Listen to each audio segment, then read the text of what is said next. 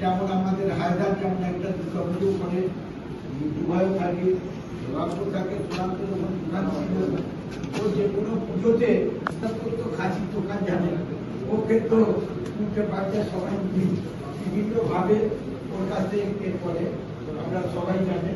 তা আমাদের সঞ্জয় কম যায়নি, আজকে জেলাও কম যায়নি, সর্বোপরি আপনারা সবাই মিলে সুন্দরভাবে করেন। তাই সেই দিদির কথা সেগুলি আমরা দেখুন মহরমটা খুব সুন্দরভাবে আমরা করছি। আর এবার আমাদের উৎসব মহরমটা যেমন একটা অনেকে আপনারা জানেন যেটা হচ্ছে ওই দিন হচ্ছে সেই হাসান এজি এদের সেই ব্যাপারে কারখানায় কীভাবে হাসান ওদের হত্যা করেছিল এটা আপনারা সকলেই জানেন ঠিকই, কিন্তু এটাকে তেমন আমাদের 21শে জুলাইটা দুঃখের দিন, কিন্তু এটা আমরা সকলে মিলে যাই।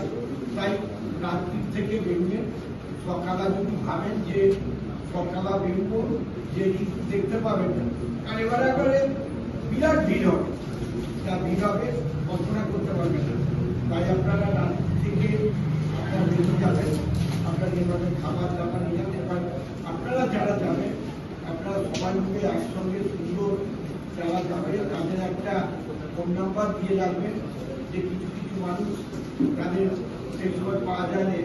তাই আমাদের আমি যখন ব্লকের আপনারা সবাই এখানে দেখেছেন যে আমাদের আরান্ডি 2 নম্বর অঞ্চল তৃণমূল কংগ্রেসের পক্ষ থেকে আমাদের এতে যে 21শে জুলাই শহীদ দিবসে ধর্মতলা যেতে হবে। শহীদ স্মরণে আপন মরণে রক্ত ঋণ শোধ করো। আমরা সেই ধর্মতলা সকলে যাব। কেন যাব?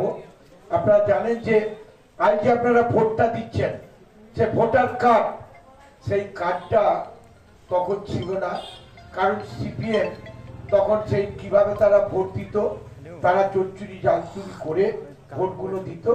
ওই জন্য দিদি বলেছিল যে না, no vote no identity card, identity card ছাড়া ভোট দেওয়া যাবে না।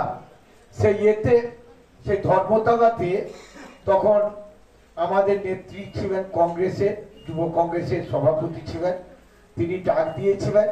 তখন রাজত্ব ছিল জ্যোতি বসু। সেই আমাদের 13 জন যে শহীদ হয়েছিল সেই দিনের সভাতে আমরাও ছিলাম। এখানে যারা বর্ষিয়ার নেতা আছে তারাও সেদিন অনেকে গেছিলেন, তাদের সাথে আমিও ছিলাম। তাই সেই 13 জন সেই শহীদকে স্মরণ করতে, মরণ করতে আমাদের নেত্রী প্রত্যেক বছর সেই 21শে জুলাই ধর্মতলা যেতে হয়। তাই আমরা সকলে ধর্মতলা যাব, কারণ আপনারা জানেন যে 26-এর যে নির্বাচন, সেই নির্বাচনের আগে আমাদের এই শহীদ দিবস 21শে জুলাই এবছর প্রচুর সংখ্যক মানুষ যাবেন। তাই আপনাদের আমি অনুরোধ করব যে আপনারা গাড়িগুলো ওই কেউ হয়তো ভাববে যে সকালে যাব, একটু বেলা করে যাব, আপনারা কিন্তু সেই দিদির যে বক্তব্য সেটা আপনারা শুনতে পাবেন না। তাই আগের দিন অন্তত রাত থাকতে থাকতে আপনারা সেই ধর্মতলার উদ্দেশ্যে যাবেন, এই অনুরোধ করব। কারণ দিদি যে বক্তব্যটা রাখবে কবির ভাষায় বড় বড় বড় সবে শতবিনা বেরুরাবে ভালো তামার জগৎ সভায় শ্রেষ্ঠ আচরণ হবে, ধর্মের মহান হবে, কর্মের মহান হবে নবদিনমণি। তাই ভারতবর্ষের অঙ্গরাজ্যে যারা মুখ্যমন্ত্রী আছেন, বিরোধী যারা রাষ্ট্রনেতা আছেন, বিরোধী তারা বলছে মমতা তুমি আগিয়ে চলো, বাংলায় যেভাবে সেই 94টা প্রকল্প দিয়ে বাংলাকে যেভাবে তুমি উন্নয়ন করেছো, তাই বাংলার যেমন উন্নয়ন হয়েছে তেমনি ভারতবর্ষে প্রতিটি অঙ্গরাজ্যে যাতে কন্যাশ্রী পায়, যাতে রূপশ্রী পায়, যাতে কৃষকদের থেকে আরম্ভ করে ছাত্রদের থেকে আরম্ভ করে ছাত্রদের থেকে আরম্ভ করে যে বিভিন্ন যে প্রকল্পগুলো আছে, যে মানবিক সেই 94টা প্রকল্প যাতে পায়। তাই আপনাদের আমি বলছি যে আমাদের মানবিক মুখ্যমন্ত্রী যেভাবে উন্নয়ন করছে, সেই উন্নয়নের নিরিখে আগামী যে 26-এর যে বিধানসভা নির্বাচন আছে, সেই নির্বাচনে আমাদের নেতা অভিষেক বন্দ্যোপাধ্যায় বলেছে যে আমরা যা ঠিক আছে তার চেয়ে একটা সিট বেশি পাওয়ার জন্য আমরা বলছি।